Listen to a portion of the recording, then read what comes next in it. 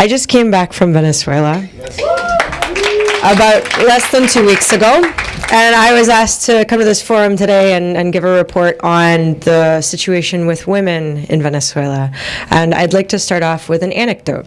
So I actually left Venezuela on International Working Women's Day on the 8th of March. And I was up the night before a little bit late, talking with some comrades, having a little bit of rum and stuff. And as I was preparing to go to my hotel room and go to sleep, to wake up the next day and start off, this person at the bar was like, hey, Feliz Dia Internacional de Mujer. And I was like, what? I don't, my Spanish is not as good as it could be, but I hope to improve that. But at the same time, I was like, did they just wish me Happy International Women's Day? Like, that's never happened to me before, I'll be honest with you. I was kind of taken aback by it. I was like, wow, that's really awesome. Like, I've never had that before.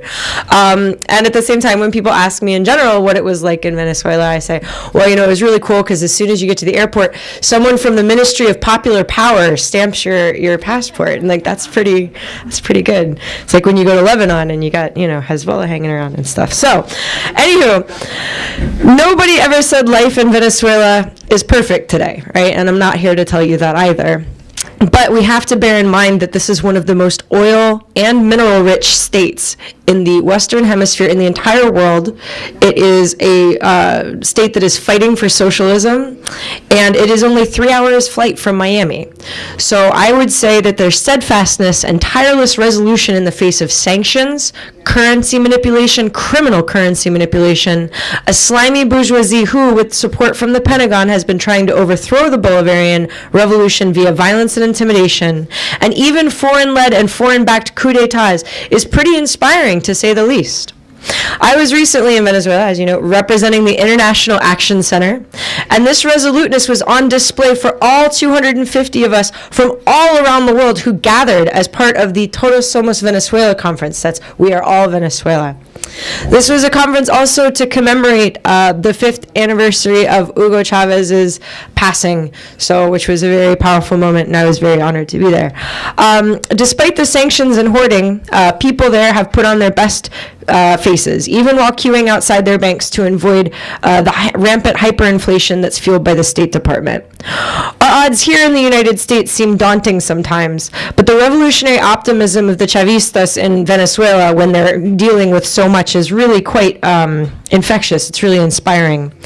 I got to see some of the 3 million homes that the government there has built for the poor. I got to see the claps, which is where the poor get basic foodstuffs for almost free prices. And I even got to see some of what they're trying to develop in the tourist sector, including public transport. They have these really neat cable cars that go from mountain to mountain, and anyone who knows me knows I'm a big public transport nerd. So, also, did you know that Venezuela is home to the world's tallest waterfall? Because I didn't know that, but I'm really looking forward to going back and seeing it myself.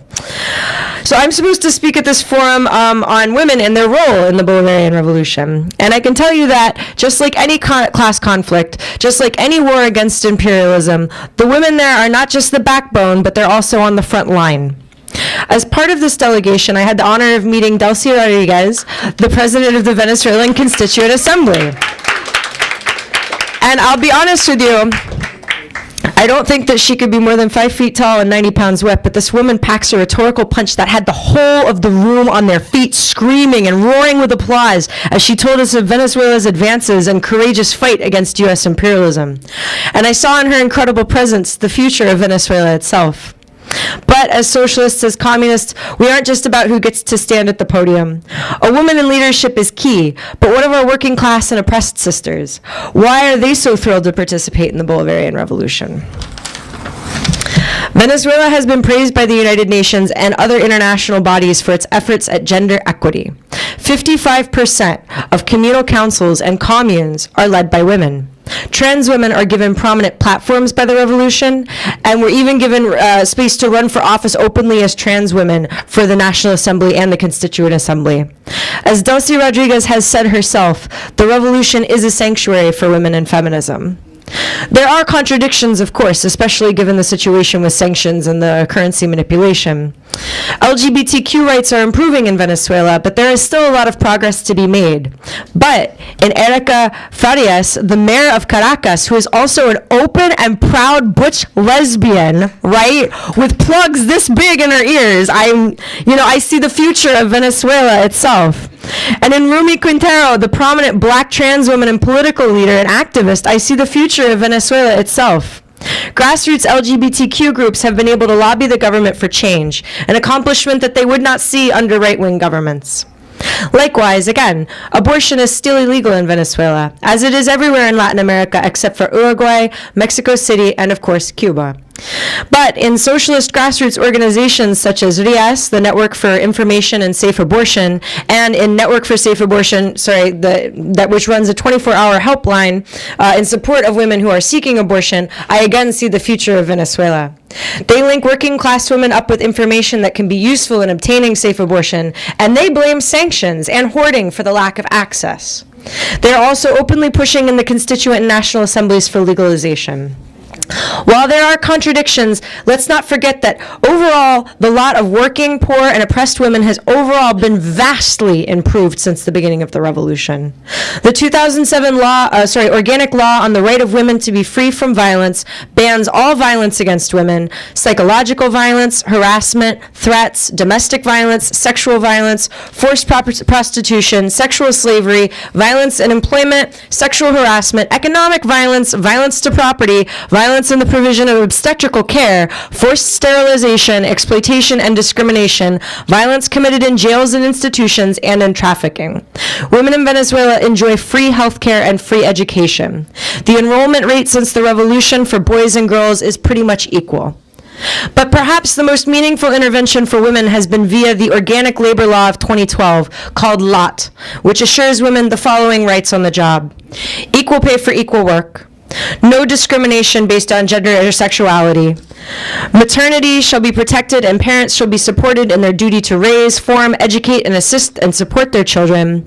Reduction of the working day, maximum 40 hours a week and 2 consecutive days off. Fully paid prenatal and postnatal maternity leave of 26 weeks. Right, that's 6 weeks prior to delivery and 20 weeks after childbirth. This provision applies also to the case of adoption and from the date of the child placement with the foster parents. I would just like to remind everyone sitting in the room that the United States does not have 1 day of paid maternity leave. Not 1 day of paid maternity leave at a federal level. Not one. Fathers even get 14 days paid leave, and they also get job security for up to 1 year after the birth or adoption of the child. There's also job security for 2 years, which is made available to mothers from the date of their pregnancy, meaning that they get 26 weeks paid, and then if they choose to take the rest of that time to themselves or to raise their family or be with their family, they can still go back to their job. My mother lost her job when she got pregnant with me. This is a serious issue for women. Also, breastfeeding mothers must be given time off during office hours, right? I mean, we don't even have 1 day of paid paternity or maternity leave here in this country. Each time off will be for a half hour in case of availability of nurseries and 1.5 hours in case of unavailability. And then there will also be permanent job security to be provided to the working parent with a child who has a disability or a disease. This is incredible. This lifts up women, not just in Venezuela, but all over the world. These are all rights that we don't have here in the United States.